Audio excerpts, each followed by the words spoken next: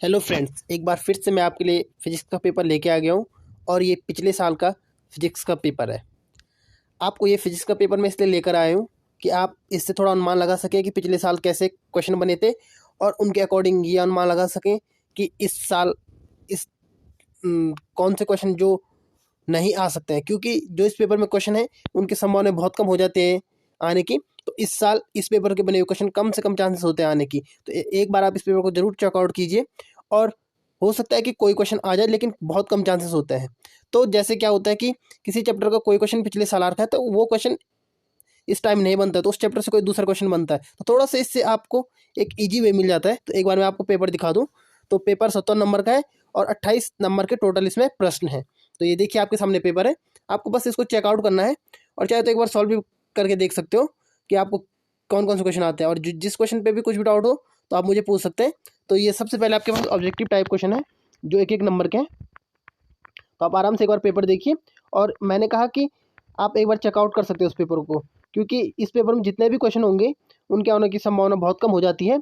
और इससे पहले वाले पेपर से या उनसे पहले वाले पेपर से आने की संभावना ज़्यादा होती है, क्योंकि हर हर साल एक नए तरीके से पेपर बनता है।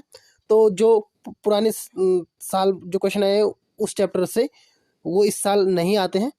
तो आप एक बार इस पेपर को पूरा देख सकते हैं। ये देखिए, ये फिजिक्स का पेपर है। तो ये एक एक नंबर के जो प्रॉपरली क्वेश्चन के आंसर के लिए होते हैं वो है। और इस पेपर में कुछ वो क्वेश्चन भी हैं जो इस बार टॉपिक हटा दिए गए हैं।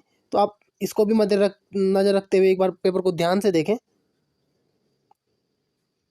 ये देखिए, यहाँ से दो दो नंबर के प्रश्न स्टार्ट हो गए हैं। ये देखिए, जैसे प्रादूरदर्शी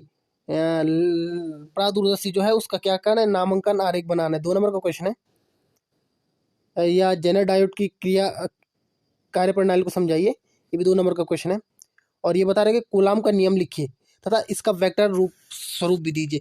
जो अंत में हम वेक्टर स्वरूप लिखते हैं वो भी लिखना है। उसके बाद विभवमापी का सिद्धांत, शायद ये इस बार चैप्टर से हटा दिया गया है उत्तराखंड बोर्ड से। तो आप ये भी जरूर ध्यान में रखिए। यहाँ हो सकता है व्हीटस्टोन ब्रिज या किरचॉफ का नियम आ जाए, क्योंकि मीटर ब्रिज भी शायद मेरे हिसाब से हटा दिया गया है।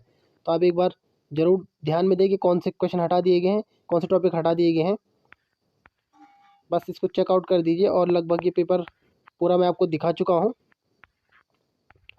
तो इस प्रकार का पेपर बना था पिछले साल। तो मिलते हैं अगली वीडियो में अगले पेपर के साथ। जिस भी क्वेश्चन पे डाउट हो आप एक बार दोबारा ज़रूर पूछ सकते हैं। तो लास्ट क्वेश्चन देखिए, आपका ये बना हुआ था 4 नंबर का। तो ये पूरा पेपर मैंने आपको दिखा दिया है। तब तक